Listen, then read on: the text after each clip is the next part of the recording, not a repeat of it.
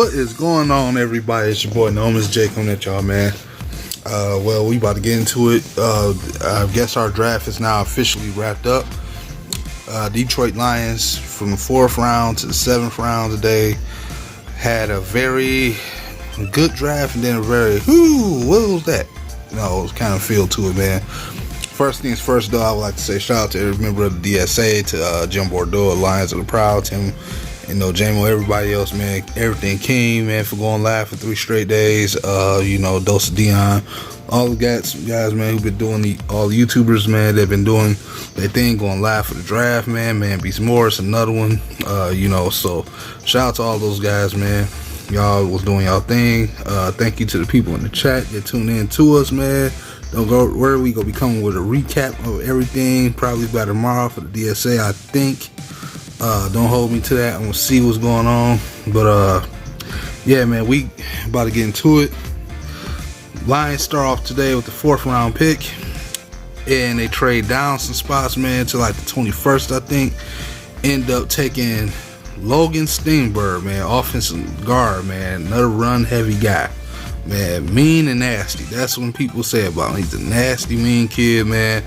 There was a little story about his brothers always beating up on him when he was younger, and just being a pest to him. I think that made him tougher. Don't quote me on that. Probably have to hear that from JMO.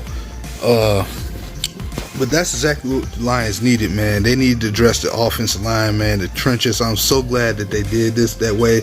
I was hoping they'd do it like this, man. Now you go out there in the 5th round and you go out and get Cephas, the wide receiver from Wisconsin, who was very productive, in a run heavy scheme. That was actually an underrated move. A physical specimen, man. The guy is physical. None over staggering. His 40 time was the combine was rumored to be a 4.7, but I could care less about that. His pro day was like a 4.5, so who cares? Can the guy play? Yes, he can. Is the guy was productive? Can he catch? Made tough grabs? Yes, he can.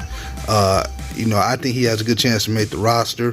We'll see how that goes. And then you go and you get another 5th rounder, and you get another one that kind of threw me out of the woodwork. I didn't see this one coming. We ended up getting a running back. I knew I was gonna mess his name up. But Jason, y'all know how to pronounce. I done messed the dude's name up, but yeah, he's a speedster, man. Definitely go out there and get that young man. He can bring you some return ability as well, some special teams use. I don't know what it means for the running back core, because we got a really young running back core. If we haven't noticed, then Carry-On and Scarborough are like the oldest members of the core, as far as the guys that we've been seeing since last year. Interested to see how they go about it. If maybe they'll go 5 running backs this year, but I don't know, man. We'll have to see about that, man. So the guy is talented, though, man. I think he's considered the fastest running back in the draft or something like that. Yeah, but he's very good. He can go and step in as a receiver. You can do a lot of things with him.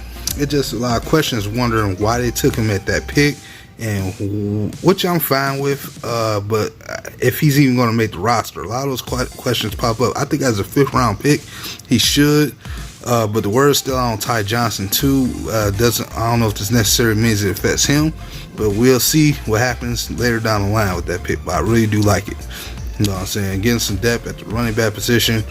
Let people understand something, man. I said it earlier. We need to get. I understand people feel like this is an offensive heavy draft this year, but you guys got to understand the situation. You don't panic and go all defense from the 1st round to the 7th, okay? Just because your defense is weak, that's not how you build a team. You still have to understand everything that went wrong with the defense, from injuries and getting off, but you still need the offensive talent, man. It's not about just going for finesse and running backs. You getting these guys because you hope they can develop into something talented enough for Matthew Stafford to work with, so he can take pressure off the defense, which is what we're building on, man. They're building something. They get these 2 offensive linemen to come in and compete, man, to compete for starting jobs. You still got veteran guys like Joe Dahl, and you got the guy from the 49ers, and then you got oh my God, I'm so terrible with names today. Just said his name earlier. Y'all know who I'm talking about. Our offensive tackle. You know, y'all know who I'm talking about. You still got him. They're battling for spots. So you got guys who want the rotation. Terrell Crosby, there you go. You still got Terrell Crosby. And then you got O'Day in the crew. You got guys who are young and raw, but they can come in and fight for a position, man.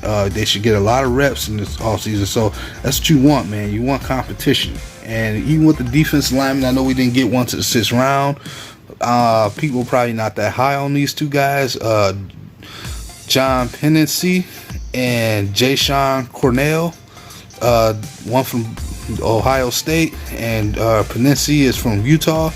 I think those are two underrated for that round. That's actually not a bad steal. That's not bad. You got excuse me, you got a lot of potential there for those guys to potentially make the roster. I think that the Lions had a game plan. I mean, you still got guys on the D line that's already ready to play and still fight for that. So that's kind of why they might have felt the necessary need to go all the way late. I understand we lost out on Gallimore and Bradley Abney. You know, the situation is this: you get better options to stack that offense properly. Not about scoring points, but about keeping us with the players we need to help move the ball down the field so we can take pressure off the defense, man. It's to me, it's not so much as scoring points. It's about being able to hold you have the talent and the weaponry and the line that be able to, hold drives, man. I hate when the Lions be up 2 scores, but a team come back and score down 7 and they come out and the energy is turned the other way, and then we out there for like literally 20 seconds and then we got the defense back on the field already. And that's why your defense can look weak too, man, because they don't get no rest. People act like that's just some myth. You can't just force your defense that probably don't already have the most talent anyway to sit out there and hold and carry the entire game for you, and then when they can't win it for you, you call the defense trash or assume that we need to draft every single player and sign every defensive player that we can get. That's not, to me, how you do. You still gotta give love to the other side of the ball. And you know what I'm saying? That it's a team effort. And I think the pitch the Lions made today, really this entire draft class, you know what I'm saying? It wasn't like meant to be sexy. It was just meant to understand. You know what I'm saying? I'm not calling anybody from the first pick to the last pick we made a future Pro Bowler. I hope they can be, especially considering the top 3 rounds. We still got to see what's going to happen with some of the guys we had from last year. But what I'm saying to y'all is be patient. Let's not be too critical over the draft, giving it an F or C or this and that. I think it's a solid A- draft. I really do. I give them an A-. If I had to lowball them, it'd be a high B+. So it was a good draft.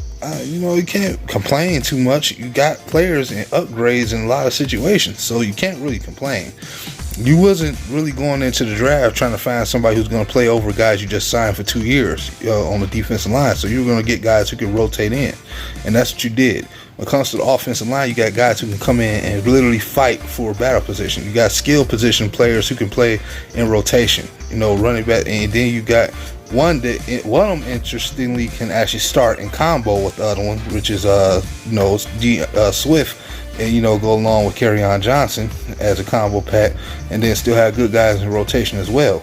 And then you have a young DB who has a lot, probably people are gonna say to prove, but has a lot of talent and can ball. So you definitely got to upgrade. So I'll ask for y'all, man, leave y'all feelings down below, man. Give your boy a like, man. If you haven't hit the sub button, please do, man. Please hit your boy, man, for subscribe. And tell me how you feel, man. Don't come in over bash. I understand it was some head scratching things that went on, but just to say it was a bad draft without explaining why, you know what I'm saying? It's just pointless until we see the production on the field. Can't say it was a bad class or a terrible class, or even if you want to say, you can't say it was a super great class. I think it was a good, solid class, man. Again, leave comments below how you feel, man. I'm going to get back with y'all later, probably between tonight and tomorrow, with some more talk about the draft and recap it. That's all I got, though, man, for now. And it's your boy Nomis J, and I'm out, man. Peace.